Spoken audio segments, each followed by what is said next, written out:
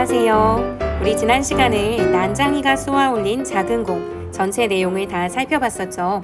그 내용을 잘 이해하고 있는지 점검하는 차원에서 2014학년도에 기출된 난장이가 쏘아 올린 작은 공 문제를 한번 풀어보도록 하겠습니다. 이때는 총 4개의 문제가 출제가 됐었는데요. 어떤 문제들이 출제됐는지 먼저 한번 살펴볼게요. 34번 문제는 우리가 흔히 서술상의 특징이라고 하는 그런 유형의 문제예요. 소설 문제에서 잘 나오거든요. 이런 유형의 문제는요, 꼭 이 난소공뿐만이 아니라 다른 소설에 이걸 통째로 갖다 놔도 문제가 성립해요. 그러니까 각각의 선지에 구성된 내용들, 이런 것들이 갖고 있는 개념들을 확실하게 이해해야 다른 문제를 풀 때도 충분히 잘 이해하고 이런 유형의 문제를 풀어낼 수 있을 테니까 그런 부분들을 염두에 두고 한번 문제를 풀어볼게요. 그리고 35번 문제. 어머니와 관련하여 기억에서 미음까지를 이해한 내용으로 적절하지 않은 것은. 요거는 기억에서 미음까지의 내용. 요거는 왔다 갔다 하면서 풀어야겠죠. 기억이 나올 때는 기억 부분, 니은이 나올 때는 니은 부분, 이렇게 왔다 갔다 실시간으로 풀어주는 문제입니다. 그래서 요 두 문제는 그냥 다 지문을 보면서 풀어주면 되는데, 요 36번 문제 같은 경우에는 보기를 바탕으로 윗글을 감상한 내용이라고 이야기했죠. 그렇기 때문에 보기의 내용을 미리 좀 이해하고 문제를 풀어주시는 것이 전체적으로 정확도를 높이거나 좀 빠르게 읽어 나가는 데 도움이 될 거예요. 그래서 그거 참고해 주시고요. 37번 문제는 고사성어 문제인데요. A 부분이 나오면 그 A의 상황을 잘 이해하고 그에 어울리는 사자성어를 찾아주시면 됩니다. 그래서 이것도 A 부분 읽고 나서 바로 연결해서 푸시면 돼요. 4문제가 출제됐으니까 총 6분 정도의 시간 동안 풀어주시면 될 것 같습니다. 영상을 잠깐 멈춰주시고 6분의 시간을 재서 풀어주신 뒤 다시 영상을 봐주세요. 그러면 시작! 네, 문제 다 풀어주셨나요? 그러면 우리 일단 이 보기의 내용을 먼저 살펴볼게요. 보기의 내용에 대한 이해를 바탕으로 해서 지문을 읽어야 하니까요. 한번 보면 이 작품은 등장인물인 지섭을 통해 죽은 땅과 달나라라는 상징적인 공간을 설정했다 라고 밝혀주죠. 두 개의 공간이 나옵니다. 하나는 죽은 땅이고 하나는 달나라예요. 상징적 공간이라고 했으니까 이 공간이 갖고 있는 의미를 이 글을 통해서 잘 이해해 줘야 될 텐데 보기에서 조금 친절하게 알려줘요. 여기 보면 이 죽은 땅이나 달나라를 통해서 난장이 일가가 직면한 현실의 문제를 드러낸다. 그런데 이 죽은 땅은 욕망과 불공평이라는 속성을 가지고 있고, 그리고 달나라는 사랑과 남을 위한 눈물이라는 속성으로 구체화된다. 그럼 이 속성만 보더라도 뭐가 조금 더 긍정적이고 뭐가 좀 부정적인지 알 수 있어요. 죽은 땅은 욕망과 불공평이래요. 좀 부정적인 속성을 갖고 있죠. 문제적인 요소가 있는 거예요. 그 달나라는 사랑, 그리고 남을 위한 배려나 따뜻한 마음이 있을 때 나오는 게 남을 위한 눈물이잖아요. 그런 속성으로 구체화된다고 합니다. 그래서 이 두 개의 상징적 공간을 통해 이 작품은 산업사회의 이면에 대한 비판과 산업이 굉장히 발전하고 도시화되는 게 1970년대의 특징이면서 그 이면에 부작용이 많다라고 전체적인 1970년대 배경 지식을 설명할 때 말씀드렸었죠. 그러니까 죽은 땅의 속성과 이 산업사회의 이면에 대한 비판이 닮아 있을 거고요. 그리고 이상세계를 향한 낭만적 동경을 보여준다 했는데 그건 달나라와 닮아 있겠죠. 즉 죽은 땅이라고 하는 것은 현실이 갖고 있는 문제를 잘 보여주는 공간이라면 달나라라고 하는 것은 이 현실 세계에서 벗어난 이상 세계에 대한 갈망이라든지 바람 이런 것이 구현된 세계라고 보면 될 거예요. 그런 낭만적 동경을 보여준다 했으니까 어떻게 보면 이 현실을 이분법적으로 나눈 걸 수도 있어요. 이 현실은 굉장히 문제가 있고 그것에 완전히 반대되는 면의 이상적인 면을 지닌 곳이 달나라다라고 보는 거죠. 이것을 머릿속에 염두에 두고 그런 다음에 본문을 살펴보도록 하겠습니다. 보면 어머니는 조각마루 끝에 앉아 말이 없었다. 벽돌 공장의 높은 굴뚝 그림자가 시멘트 담에서 꺾어지며 좁은 마당을 덮었다. 동네 사람들이 골목으로 나와 뭐라고 소리치고 있었다. 통장은 그들 사이를 비집고 나와 방쪽 쪽으로 걸음을 옮겼다. 뭔가 접속어 같은 것을 최소화하고 이거 분명히 나라고 하는 존재가 있어서 1인칭 시점임에도 불구하고 굉장히 그냥 관찰하듯이 짤막짤막하게 객관화하듯이 보여주고 있습니다. 통장은 그들 사이를 비집고 나와 방쪽 쪽으로 걸음을 옮겼다. 어머니는 식사를 끝내지 않은 밥상을 들고 부엌으로 들어갔다. 어머니는 두 무릎을 고추 세우고 앉았다. 그리고 손을 들어 부엌 바닥을 한번 치고 가슴을 한번 쳤다. 어머니 난타하시는 거 아니잖아요. 뭔가 바닥을 쳤다는 것 또는 가슴을 한번 쳤다는 것. 이것은 뭔가 심리적인 것에 대한 반응일 거예요. 그걸 모른다 하더라도 우리가 이미 난소공을 다 배웠기 때문에 전체적인 내용을 고려했을 때는 철거 계곡장이 날아온 장면이었죠. 근데 만약에 난소공을 배우지 않았고 이 수능에서 이 작품을 처음 만났어요. 그렇다 하더라도 뒤에 동사무소에서 뭐 입주와 관련된 그런 안내문 같은 것을 읽었다는 것이나 뭐 무허가 건물 번호가 새겨진 표차를 떼어낸 것을 간직하지 않으면 문제가 생긴다든지 이런 걸로 단서가 있기 때문에 그냥 우리는 문제를 바로 풀어보겠습니다. 기억에서 지금 어머니가 바닥을 한번 치고 가슴을 한번 쳤다 라고 얘기했죠. 요게 지금 문제화 됐던 게 여기 35번의 1번이에요. 사건에 대한 어머니의 심리적 반응을 행동으로 구체화하고 있다. 사건이라고 하는 것은 철거 계곡장이 날아온 걸 거고요.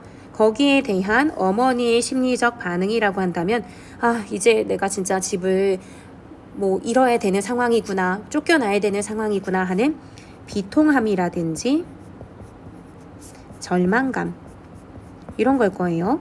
근데 이런 심리적 반응을 행동으로 구체화한다. 그리고 막 답답하고 막 억장이 무너지고 하면 막 가슴을 치거나 어디를 팡팡 치거나 할 수 있잖아요.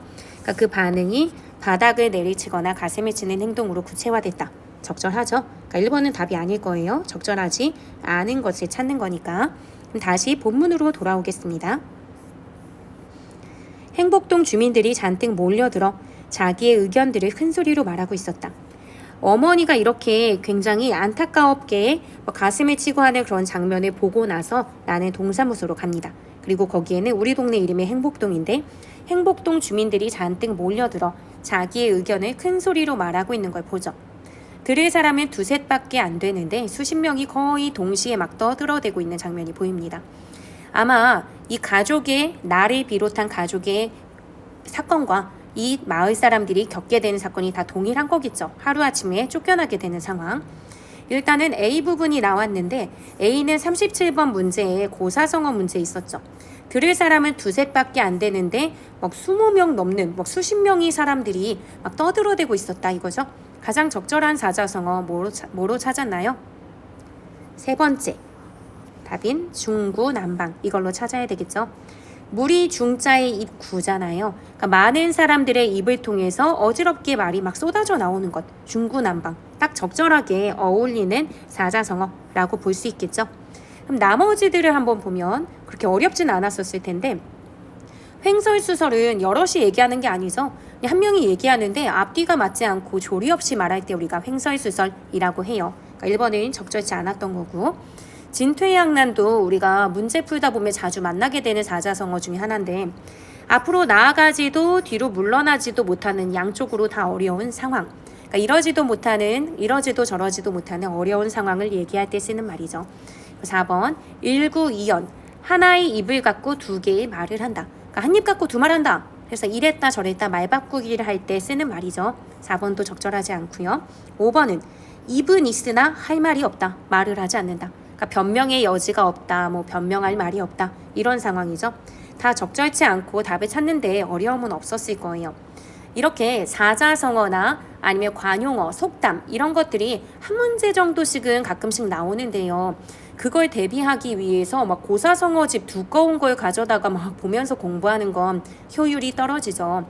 그리고 실제 문제로 나오는 거는 보통 이렇게 나오는 것만 나오는 경향이 좀 있어요. 그렇기 때문에 여러분들이 영어 단어 외우듯이 매번 뭐 이거를 매달릴 수는 없지만 한 번씩 나올 때마다 내가 뜻을 확실히 아는 것 말고 좀 아리까리하고 헷갈리는 것 이런 것들이 있으면 영어 단어장의 맨 뒤쪽 그쪽부터 이제 조금씩 채워가면서 영어 단어 보다가 한두 번씩 보고 기억을 해주면 그 정도로도 괜찮지 않을까라는 생각을 해봅니다.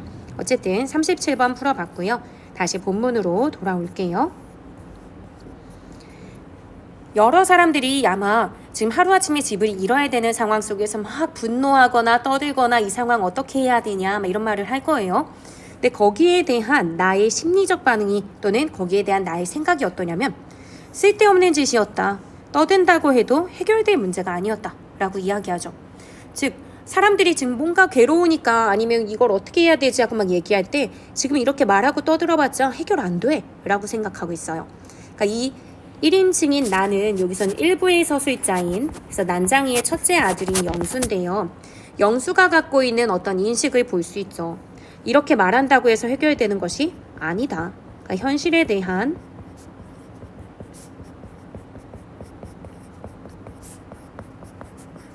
비관적 인식을 좀 갖고 있는 인물이라고 볼 수 있어요.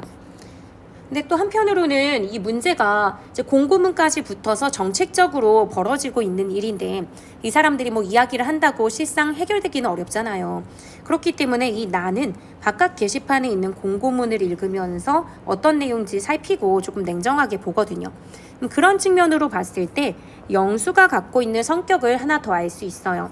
현실을 무조건 비관적으로만 보는 게 아니라 좀 냉정하게 파악하려고 하는 인물이라고 볼 수 있죠. 현실을 냉정하게 파악하는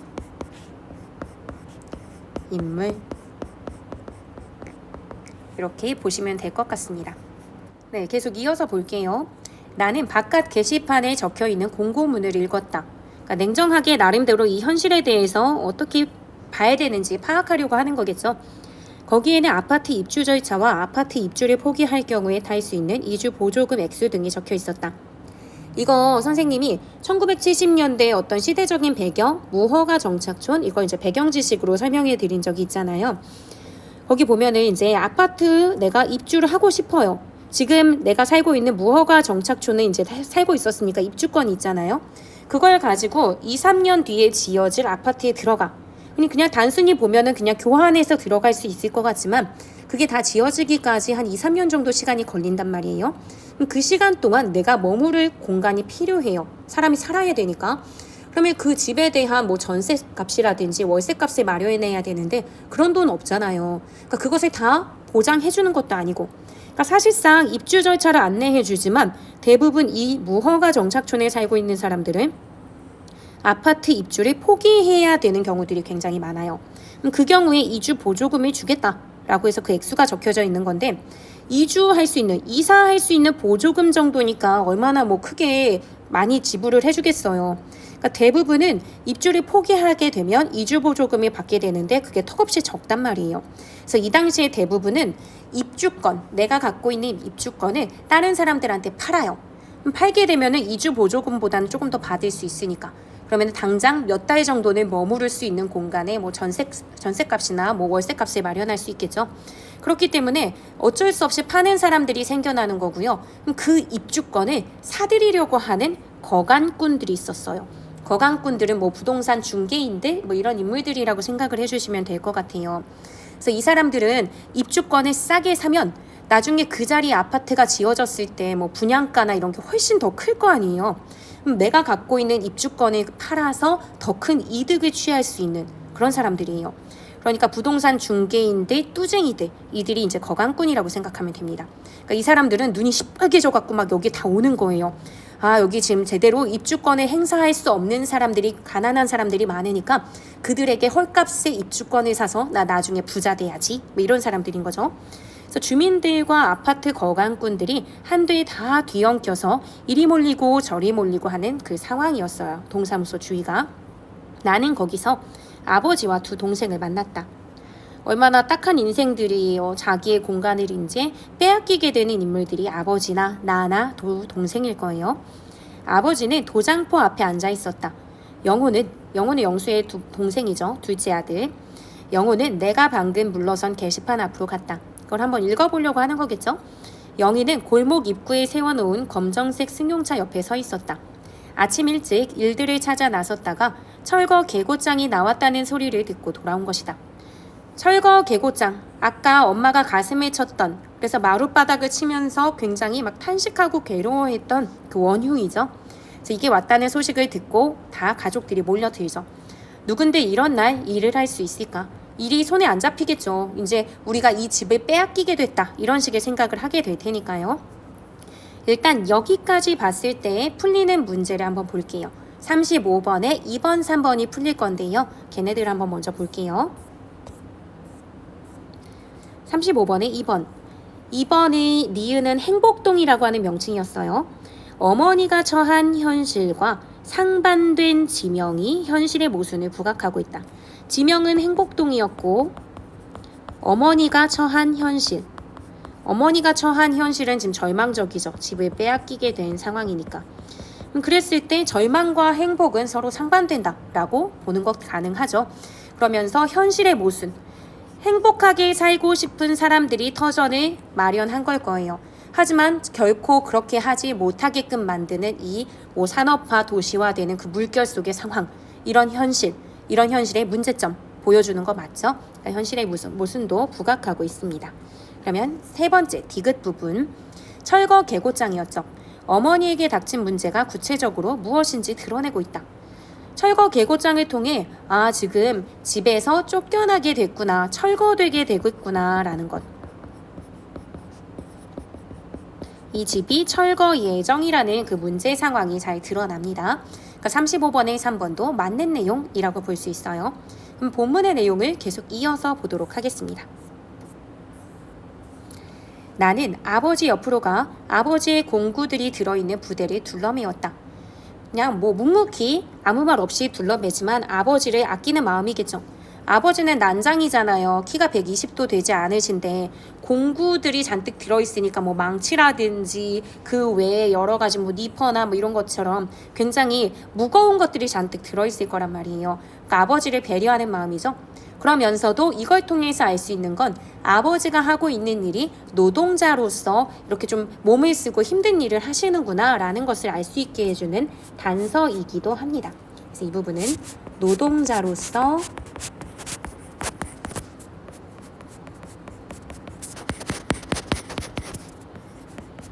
살아가는 아버지, 그 모습을 보여주는 게 이 부분이구나 라고 생각하시면 돼요.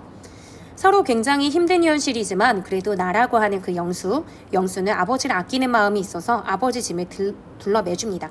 그랬더니 이번엔 동생인 영호가 다가오더니 나의 어깨에서 그 부대를 내려 옮겨 맵니다. 말은 서로 없지만 굉장히 서로를 아끼고 따뜻한 마음이 있는 가족인 걸 알 수 있어요. 나는 아주 자연스럽게 그것을 넘겨주면서 이쪽으로 걸어오는 영희를 보았다. 영희의 얼굴은 벌겋게 상기되어 있었다.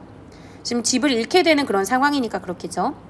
몇 사람의 거강꾼들이 우리를 둘러싸고 아파트 입주권을 팔라고 했다. 아파트 입주권을 팔라고 하는 것은 우리 집을 넘겨라 이거잖아요, 사실상. 그러니까 빠르게 결정하기 쉬운 문제가 아니에요. 그래서 여기선 바로 팔거나 하진 않습니다. 이 장면에선. 아버지가 책을 읽고 있었다. 아버지가 공구 부대를 내려놓고 책을 읽고 계시네요.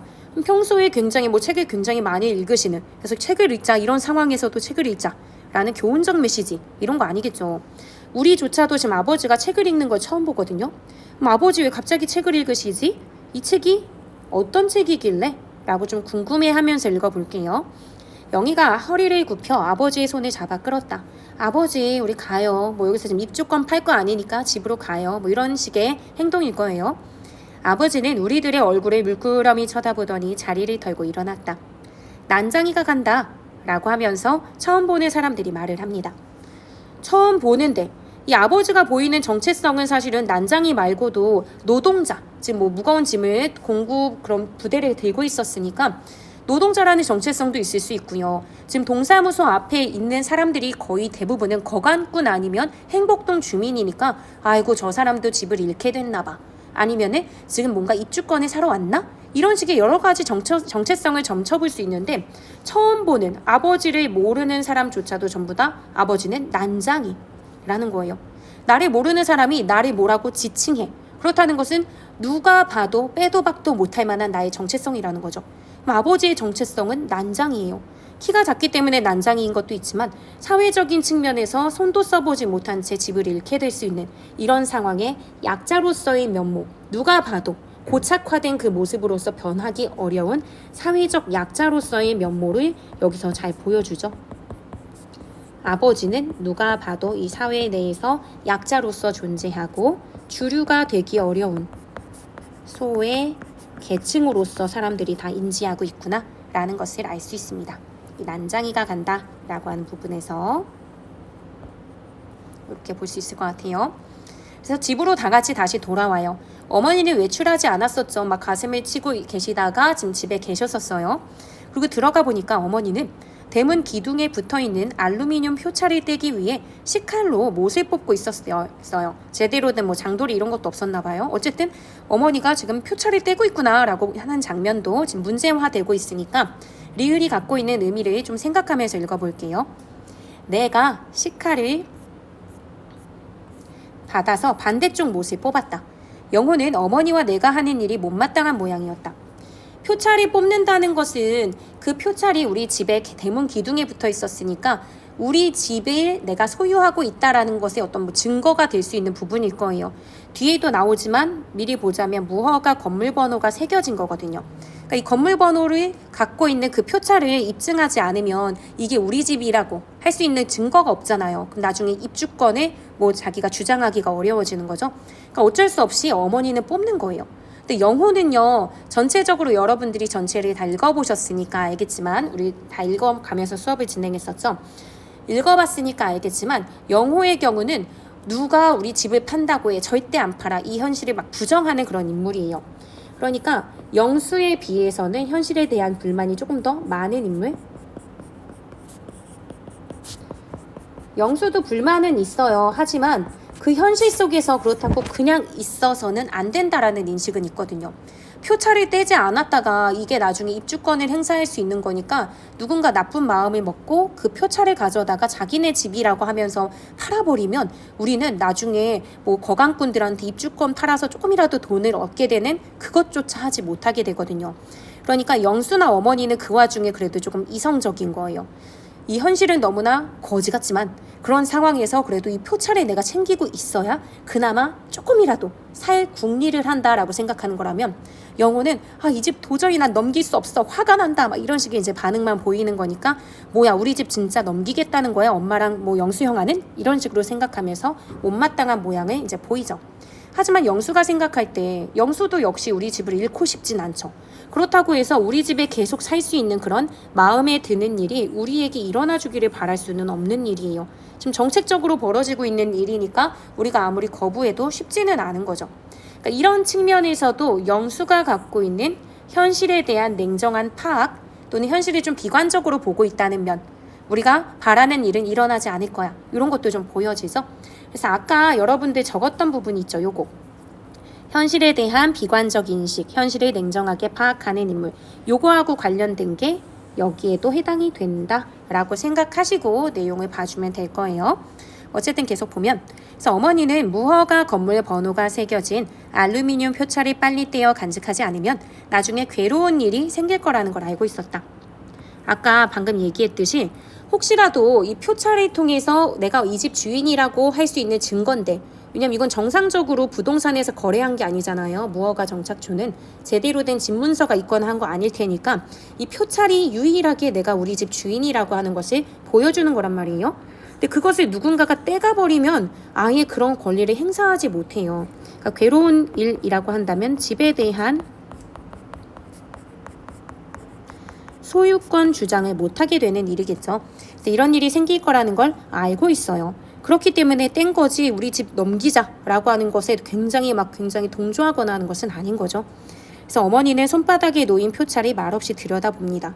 복잡하겠죠. 여기에 내 집에 대한 모든 권리가 들어있었는데 결국은 팔아야 되는구나 라는 것을 인정하게 될 수밖에 없는 상황이니까 그럴 때 상심한 어머니를 보면서 영희가 이번엔 어머니의 손을 잡아 끕니다. 아까는 아버지 손을 잡아 끌었었죠. 그러니까 뭔가 마음을 다잡지 못하는 어머니 아버지의 마음을 말로는 하지 않지만 엄마 하면서 이렇게 끌어당기는 그런 모습을 좀 보여줍니다.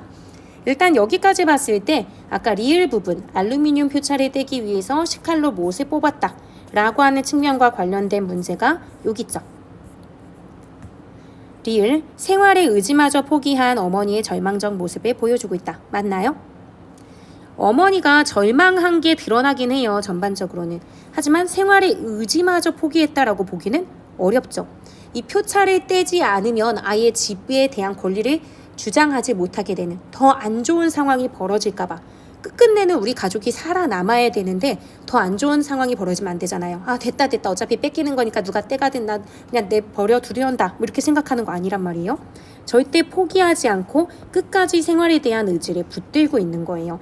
그러니까 4번이 틀린 내용이죠. 답은 4번입니다. 그러면 계속해서 본문을 살펴보도록 할게요. 중간 줄거리 나오죠. 아버지는 병들고 지쳐 일을 할 수 없게 되고 아까는 뭐 부대 같은데 공구 부대 같은 거 들고 계셨었는데 그런 일조차 이제 할 수 없게 되고 나와 영희는 학교를 그만두게 된다.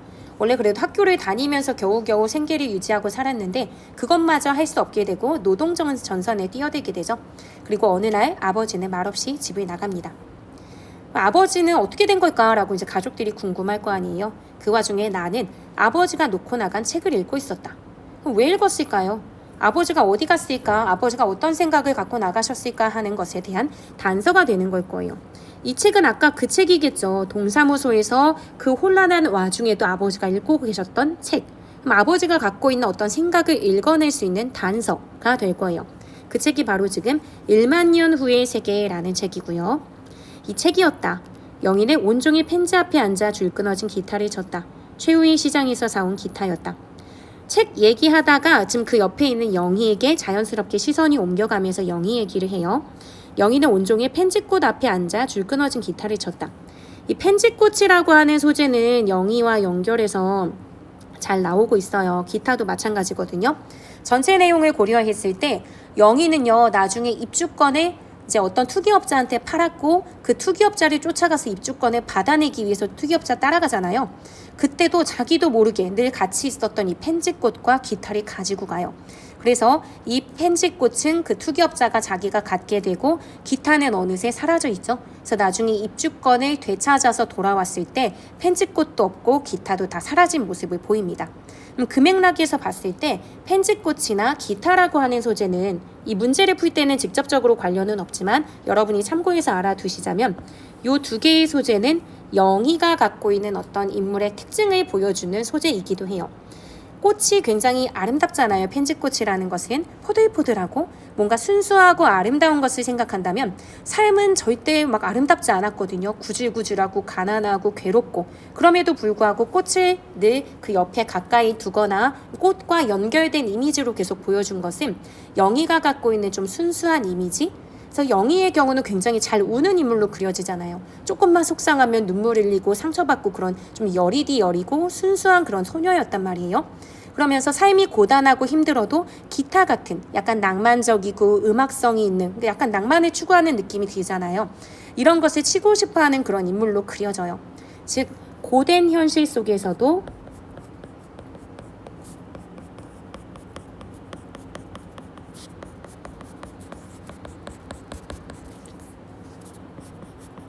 간직하고 있는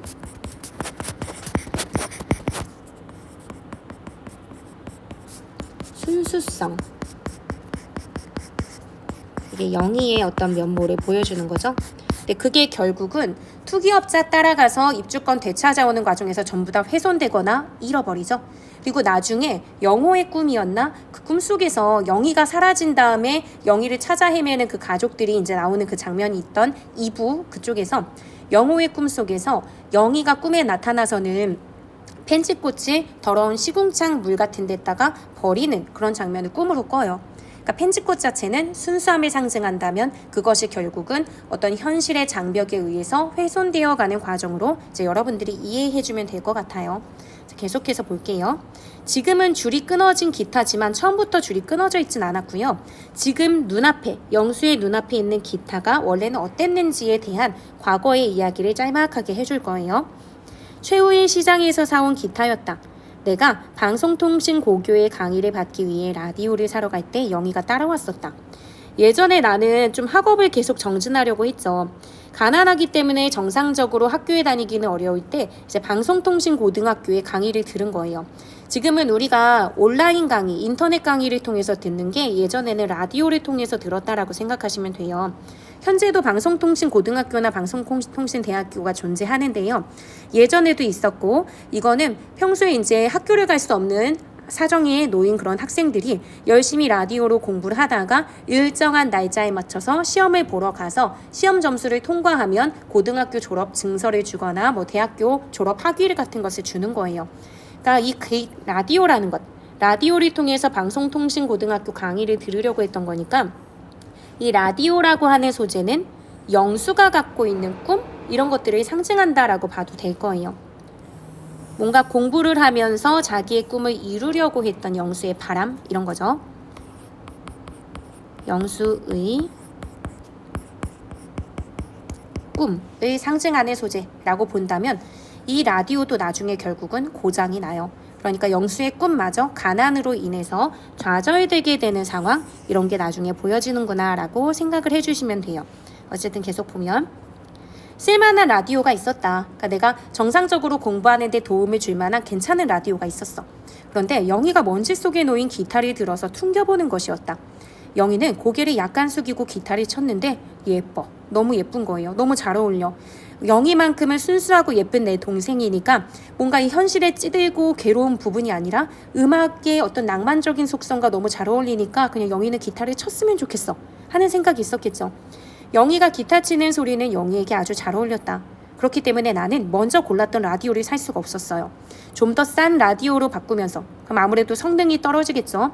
그러면서 영희가 든 기타를 가리켰어요. 즉 영희가 든 기타를 사준 거겠죠. 결국은 가난으로 인해서 라디오든 뭐 기타든 아주 성능이 좋은 것을 사지는 못했던 거예요. 그러면서 라디오가 고장이 나고 기타는 줄이 하나 끊어지게 됩니다. 라디오가 영수의 꿈을 상징하고 기타 같은 것이 이제 영희가 갖고 있는 순수함을 상징한다면 그 모든 게 훼손되어 버린 거죠. 라디오 고장나고 그리고 기타가 줄이 끊어졌다는 거. 이 측면에서 보면 하나는 영희, 하나는 영수와 관련이 되죠. 즉 영수와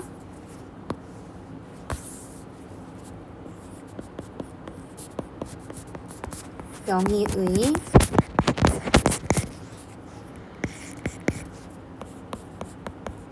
꿈이 좌절되는 것을 볼 수 있습니다. 무엇 때문에? 가난 때문에. 좀 짠하고 불쌍하기도 하죠.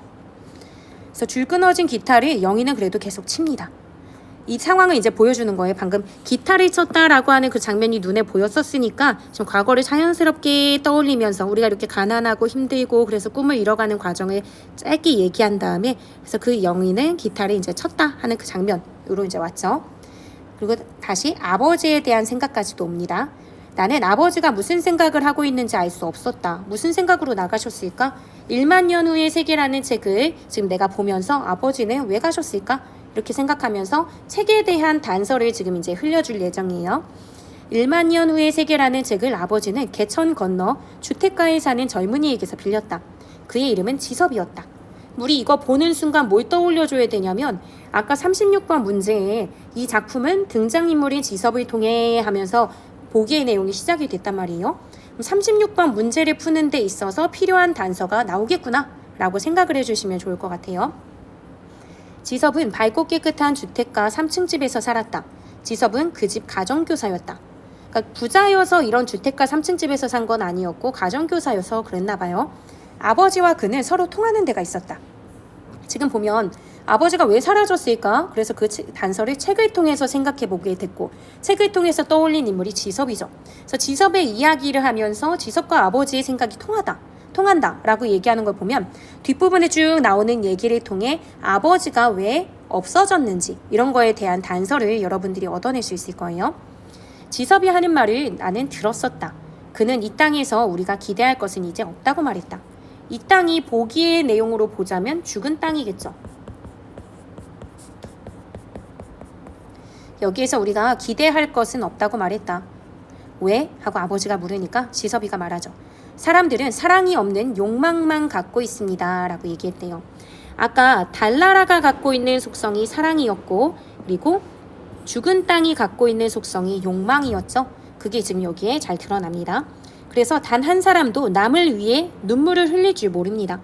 남을 위해 눈물을 흘리는 따뜻한 마음, 그것이 있어야 되는데 남을 위한 마음이 없어.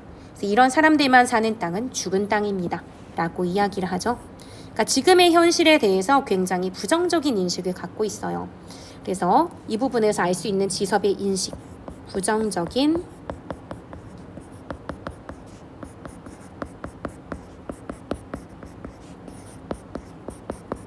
현실 인식을 갖고 있구나. 그래서 남을 위해서 눈물 흘릴 줄 모르는 몰인정한 사람들, 이런 사람들이 많고, 그러면서 자기만 생각하는 욕망만 넘쳐나는 상황. 이게 이제 현실에 대한 문제고요. 아버지와 지섭이 통한다고 했으니까 아버지도 이런 류의 생각을 하고 계실 거예요. 그러면은 뒷부분으로 넘어갈게요.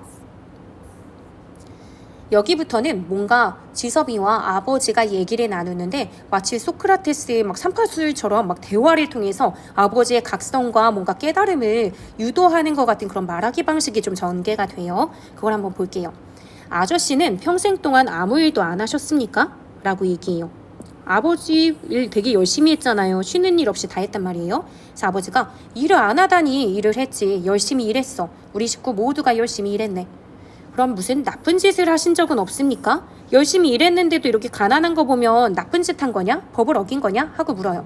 없어. 그렇다면 기도를 드리지 않으셨습니다. 간절한 마음으로 기도를 드리지 않아서 신에 대해서 이렇게 뭐 바라거나 이렇게 뭐 갈망하지 않아서 그런 거다. 라고 얘기했더니 기도도 올렸지. 라고 합니다. 이 말 모두가 지섭이가 그러면 아버지가 일을 안 해서 라고 생각하는 걸까요? 또는 아버지는 나쁜 짓을 했다고 생각하기 때문에 이런 질문을 했을까요? 아니면 아버지는 기도드리지 않는 사람이라고 생각해서 이런 질문을 했을까요? 그건 아닐 거예요. 결국 진짜 하고 싶었던 말은 이거죠. 그런데 이게 뭡니까? 그렇게 열심히 일했는데도 가난한 건 뭐가 잘못된 게 분명하죠? 그거는 아버지의 잘못이 아니라 뭔가 불공평한 현실, 이 땅이 죽었기 때문, 현실의 문제다 라고 하는 그 지적을 하고 싶었기 때문에 이건 이렇게 대화를 이끌어 나간 걸 거예요. 이 죽은 땅을 떠나야 합니다. 이 현실이 잘못됐습니다 하고 부정적 현실을 아버지로 하여금 깨닫게 하기 위해, 아버지가 열심히 살아가는데도 불구하고 이렇게 가난하고 힘들게 사는 건 다 현실의 문제다 라는 것을 깨닫게 하는 과정 속에서 이런 말들을 계속 지섭이가 했던 거죠. 그래서 여기에서 보이는 지섭이가 하고 있는 말하기 방식, 이걸 정리해 볼게요.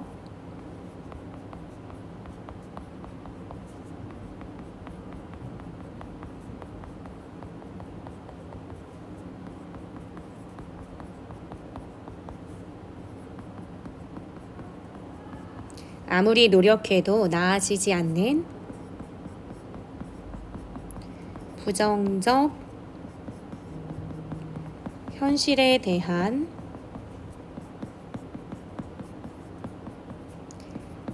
각성을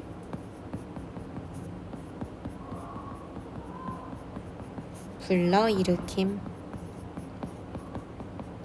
이런 식으로 이야기를 하고 있죠. 그래서 아버지 스스로 이 현실이 잘못된 거구나. 내가 잘못된 게 아니야. 라는 것을 깨닫게끔 해주는 거예요. 그래서 이 죽은 땅을 떠나야 됩니다. 이 죽은 땅은 굉장히 불공평한 곳입니다. 라는 것을 지섭이가 이야기를 해주죠. 그래서 이렇게 얘기하니까 떠나다니 어디로? 라고 아버지가 얘기하고, 그랬더니 지섭이가 하는 말이 달나라로 라고 하면서 달나라라는 공간을 얘기해주죠. 달나라는 아까 보기에서 얘기했듯이 지금의 현실과는 다른 이상적 세계라고 보시면 됩니다. 그러니까 완전히 상반된 공간이라고 볼 수 있을 거예요. 네, 그래서 여기까지 지섭이랑 아버지가 나누었던 대화를 보여주고요. 그런 다음에 이제 얘들아 하고 어머니가 이제 불안한 음성으로 부르면서 다시 이제 과거의 생각으로부터 현실로 이제 돌아옵니다. 현재로. 그래서 얘들아 하고 어머니가 불안한 음성이 높아졌다. 나는 책장을 덮고, 엄마가 너무 불안하게 뭔가를 말씀하시니까 지금 보고 있던 책장을 덮고 밖으로 뛰어나갑니다. 영호와 영희는 엉뚱한 곳을 찾아 헤매고 있었고 나는 뭔가 이렇게 느낌이 있었는지 방춧가로 나가 곧장 하늘을 쳐다보았다. 벽돌 공장의 높은 굴뚝이 눈앞으로 다가왔다. 그 맨 꼭대기에 아버지가 서 있었다. 바로 한 걸음 정도 앞에 달이 걸려 있었다. 지금까지 영수가 이제 지섭이와 아버지의 대화를 통해서 보여줬던 내용과 아버지가 갑자기 사라졌었는데 굴뚝 맨 꼭대기에 올라가셔서 달을 보고 있는 장면이 묘하게 관련성이 이제 생기는 거죠. 아버지가 사라지고 나서 뭔가 이상 세계를 표현하는, 그래서 사랑이나 아니면 남을 위한 눈물을 흘릴 줄 아는 이들이 있을 것 같은 그 세계인 달나라, 이것과 관련 있는 달을 보고 계시잖아요. 그러니까 현실의 어떤 장벽이나 괴로움 때문에 집을 나갔다가 그래서 뭔가 이상을 추구하고 싶은 그 모습을 앞에서 이제 보여주고 있습니다. 그렇다고 해서 그 모습이 굉장히 이상을 추구하면서 뭐 높은 경지에 오르셨어 하면서 막 대단하게 느껴지기보단 위태로워요. 왜냐면 어머니도 이런 모습을 보면서 불안한 음성을 높이면서 말씀을 하고 계시니까요. 그래서 여기까지 내용을 한번 봤고요. 관련된 문제, 일단 미음이 나와 있는 부분이 여기죠. 어머니의 고조된 음성이 지금 불안한 음성으로 얘들아 하고 부르고 있으니까 고조된 음성이라고 볼 수 있을 거고요. 상황의 절박함을 암시하고 있다. 아버지가 굉장히 높은 곳에 올라가 있으니까 뭔가 혹시라도 잘못된 결정을 하실까 봐 걱정되는 부분도 있죠. 그러니까 충분히 맞게 볼 수 있는 내용입니다. 5번 맞고요. 그러면 남은 문제들 볼게요. 34번. 윗글에 대한 설명으로 가장 적절한 것은 1번. 서술자의 시각을 통해, 여기서의 서술자는 1인칭 주인공인 영수죠. 이 시각을 통해 상황에 대한 비관적 인식이 드러나고 있다. 맞죠? 우리 이런 부분을 아까 형광펜으로 하늘색으로 이제 표시를 했었어요. 마음에 드는 일이 우리에게 다 일어나 주기를 바랄 수는 없다. 그렇기 때문에 이 상황에서 우리가 표차를 떼어서 보관하는 게 맞다 하는 식의 그런 뭐 내용도 있었고요. 그리고 막 사람들이 막 불평불만을 하면서 다 동시에 떠들어대고 있을 때 이건 쓸데없는 짓이다. 떠든다고 해결될 문제는 아니다. 라고 하면서 현실을 냉정하게 보면서도 쉽사리 해결될 문제는 아니라는 비관적 인식을 잘 보여줬습니다. 답이 1번이네요. 이게 맞는 내용이죠. 나머지 보면 인물의 과장된 행동을 통해 비극적 분위기에 반전을 꾀하고 있다. 여기 나오는 인물이라고 한다면 난장이 일가, 난장이네 가족이랑 지섭일 텐데 뭔가 과장된 행동이라기보단 다 이 현실 속에서 충분히 보일 수 있는 모습이 많아요. 근데 굳이 하나 보자면 아버지가 굴뚝 위로 올라간 거겠죠. 보통은 그렇게 굴뚝 높은 곳에 누군가가 올라가면 막 112, 129, 뭐 구급대원들 다 모여들고 그 아래에 이제 떨어졌을 때 다치지 말라고 막 이렇게 에어 바운스 같은 거 막 해놓고 그럴 거란 말이에요. 그러니까 굉장히 심각한 상황인데 거기 올라가고요. 나중에 내용으로 보자면 거기서 막 종이 비행기 던지시거든요. 사실 말은 안 돼요. 그러니까 과장된 행동 맞을 수 있어요. 하지만 그걸 통해서 비극적 분위기가 반전이 되나요? 전반적으로 비극적이고 우울하고 침울한 분위기지 그게 바뀌는 부분은 없습니다. 그러니까 2번은 틀렸죠. 3번. 현학적인 표현을 사용하여 사건을 보는 다양한 관점이 제시하고 있다. 현학적이라고 하는 것은요.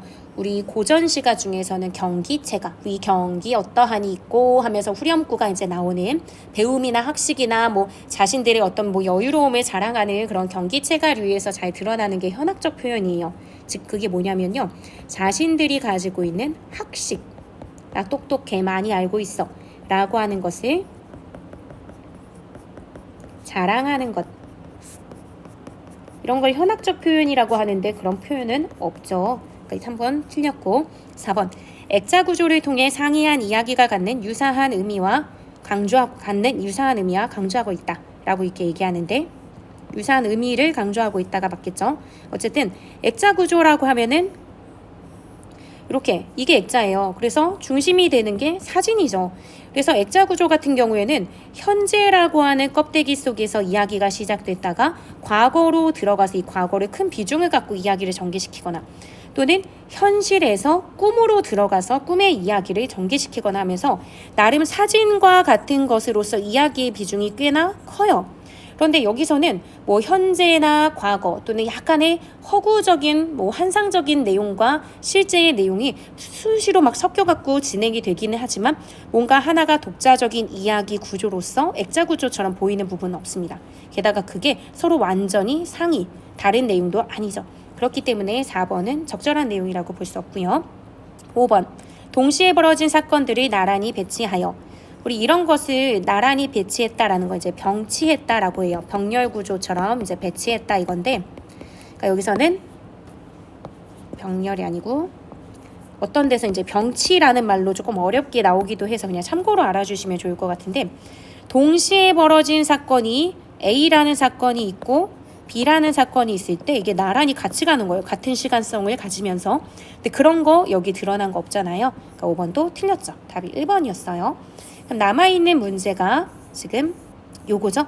요렇게 죽은 땅과 달나라를 두 개로 나누어서 내용을 살펴보는 거였어요. 적절하지 않는 것 찾아봅시다. 1번. 불공평을 죽은 땅의 속성으로 볼 때, 여기까지 뭐라고 할 만한 근거가 없죠. 보기 내용이 그대로 있어요. 죽은 땅은 욕망과 불공평이라는 속성이 있다라고 했으니까 이건 맞는 거고요. 공고문이 아까 이제 철거 계고장 나온 이후에 이들의 어떤 아파트 입주 절차와 입주 포기했을 때 어떻게 할 건지 막 그런 게 써 있는 거라서 사실상은 돈 없으면 나가 이런 거랑 마찬가지란 말이에요. 이들이 받아들이기엔. 그러니까 공고문은 불평등한 현실의 문제를 들춰내는 소재겠군. 돈이 없으면 나가야 되고 있는 자들은 이 자리에 들어올 수 있거든요. 그러니까 불평등한 현실의 문제를 들춰내는 소재 맞죠? 2번. 욕망을 죽은 땅의 속성으로 볼 때, 이것도 보기에 있는 내용 그대로니까 이건 맞는 내용이고, 이렇게 봤을 때 난장이 가족의 어려움은, 그러니까 가난이나 집을 쫓겨나게 되는 그런 게 어려움이죠. 욕망으로 가득한 현실에서 비롯되었다고 볼 수 있겠군. 맞죠? 이 현실 속에서 저거 보기 안 좋아. 저 자리에 그냥 번듯한 집을 짓는 게 좋겠어. 그렇게 생각하고 거기에 있는 자들이 다 몰려들어서 번듯한 진짜 낙원구 행복동을 누릴 수 있는 존재들이 들어올 거 아니에요. 그러니까 욕망으로 가득한 현실, 그런 것 때문에 이들이 내쫓김을 당하게 되는 문제 상황에 처해진 거니까 2번도 맞는 내용이라고 볼 수 있습니다. 3번. 달나라가 죽은 땅과 대조되는 것으로 볼 때, 맞죠? 달나라는 그래도 남을 위한 사랑이라든지 따뜻한 눈물 이런 게 있는 거라면 그것이 다 없는 곳이 죽은 땅이었잖아요. 그러니까 이것도 맞아요. 대조되는 것으로 볼 때 달나라에 대한 동경은 달나라를 바라는 거죠. 죽은 땅에 대한 지섭에 비판적 인식을 포함한다고 할 수 있겠군. 말이 조금 어려울 수는 있는데요. 일단 죽은 땅이라고 하는 것을 비판적으로 보는 거 맞죠? 죽은 땅에선 더 이상 살 수 없어요. 그렇기 때문에 어디론가 가야 해요. 그게 바로 달나라예요 라고 하는 거죠. 그러니까 죽은 땅이 싫어서 이 죽은 땅이 마음에 들지 않기 때문에 달나라로 가려고 한다. 이 말이에요. 그러니까 3번도 맞는 거죠. 4번. 사랑을 달나라의 속성으로 볼 때, 보기의 내용에 있으니까 맞는 내용이고, 지섭은 자신의 욕망만 앞세우는 사람들이 사는 죽은 땅에서는, 여기까지도 맞죠? 죽은 땅은 욕망만 갖고 있는 곳이라고 했잖아요.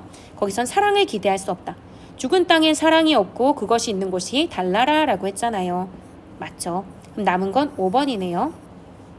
남을 위한 눈물을 달나라의 속성으로 볼 때 지섭은 난장이가 주어진 현실의 삶에 충실하지 못했기에 그를 위해 눈물을 흘려줄 사람을 만나지 못한 것이라고 생각하겠군. 진문 선지 내용은 굉장히 길지만요. 그냥 명확해요. 남을 위한 눈물을 달나라의 속성으로 볼 때 일단 이거는 맞는 거고요. 보기의 내용이니까. 그 다음 걸 보자면 난장이가 주어진 현실의 삶에 충실하지 못했기에 라고 해요. 아니죠. 아까 무슨 지섭이가 난장이 아저씨를 각성시키기 위해서 계속 질문한 그런 내용을 통해서 평생 아무 일도 안 하셨습니까? 근데 그거 아무 일도 안 했다는 걸 알고 지적하려고 하는 게 아니라 일을 열심히 했음에도 가난하게 살아야 되는 현실을 지적하면서 아버지 스스로 일을 열심히 했는데 내가 가난해. 그건 나의 문제가 아니야. 현실 문제야. 라는 걸 각성하게 하기 위한 그 말하기였기 때문에 이 부분에 대한 지적을 하고 있다라는 것은 적절치 않아요. 아버지 스스로도 자기뿐만이 아니라 식구 모두 다 열심히 일했다고 얘기했으니까 절대 충실하지 못한 삶을 산 게 아닙니다. 그래서 5번이 틀린 내용이죠. 네, 이렇게 해서 2014년 수능 기출 문제를 다 한번 풀어봤어요. 그래서 여러분들이 잘 이해하고 있었는지, 그래서 좀 부족한 부분은 없었는지 파악하면서 다시 한번 쭉 한번 훑어보고 마무리를 지었으면 좋겠습니다. 오늘 모두 수고하셨습니다.